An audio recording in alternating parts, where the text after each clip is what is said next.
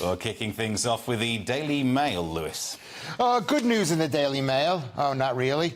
I mean, it's the same. It's like this, like Groundhog Day in this country with new Groundhog Day. It's like a guy's living through two Groundhog Days. This is the old Groundhog Day. Unelected Lords plot Rwanda law that could end scenes like these. And here are the scenes, which is people in boats. There's also a really big picture behind you, Lewis. Yeah. I didn't realise. Yeah. Sorry, I don't know. I don't know how television works. It's like a working class family holiday. First time on TV. Anyway, it's the House of Lords. I don't understand how I do understand how the House of Lords works. It's basically it's a break on the commoners, but power has been taken away. It can delay situations, can it not? But yeah, it can that's true. Can't ultimately stop it. Yeah, and there's an argument about whoever's in government can kind of pad it. There are more people who can sit in that house than could physically fit in that house because they keep just going, oh, where's I have a period? Just go in there and do this for the rest of the So could they block people who would vote against them? They can't, like, have people out at the door saying, no, you can't come in because you're going to vote against us. So that's true. Half of them just turn up just to clock in and take the money and go home. So it's not... Yeah.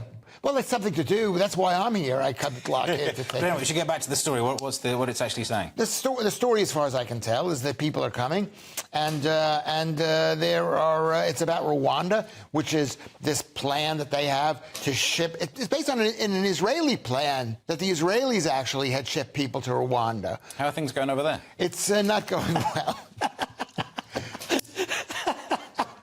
Oh my God, he's on fire tonight.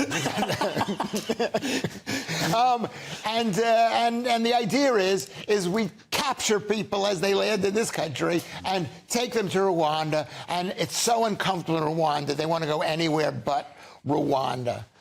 But isn't that the problem, that this scheme isn't meant to be you're punished by the third-party country? It's meant to be a more efficient way of processing? It's not meant to be the punishment of, look, where you'll have to wait.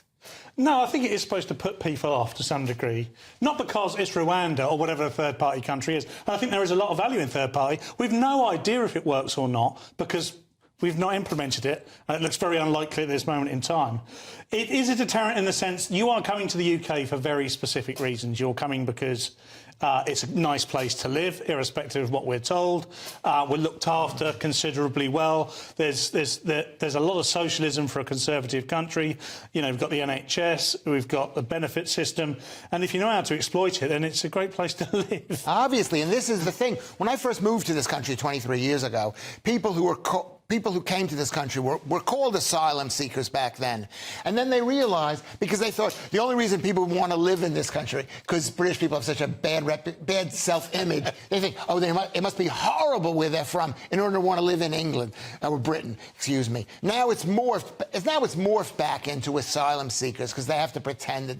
The end of the day, when all the chickens have been plucked, there are ways of handling this, that a real nation with a will to live and a will to power, to quote Nietzsche. That sounded so confusing. I think you are outing yourself as a spy to me, and I'm meant to repeat something about swans. I'm not from this country. When all the chickens have been plucked. Well, that's my new phrase. Totally irrelevant. Yes, comrade. I know, but I'm trying to say... What I would say, listen, I don't want to stop you talking because it's my favourite thing to listen genuinely to you talk. I don't believe you. Well, no, I do. Genuinely. I find it very amusing in many ways. In many ways. It's not about who comes in, although I think people should add value to a society wherever they come from. It's about the number you can... what we've got is a societal framework in which we can work, OK, that supports everybody within that society. Now, that's got a finite number on it, and we've exceeded it. No, I disagree with that. At the end of the day.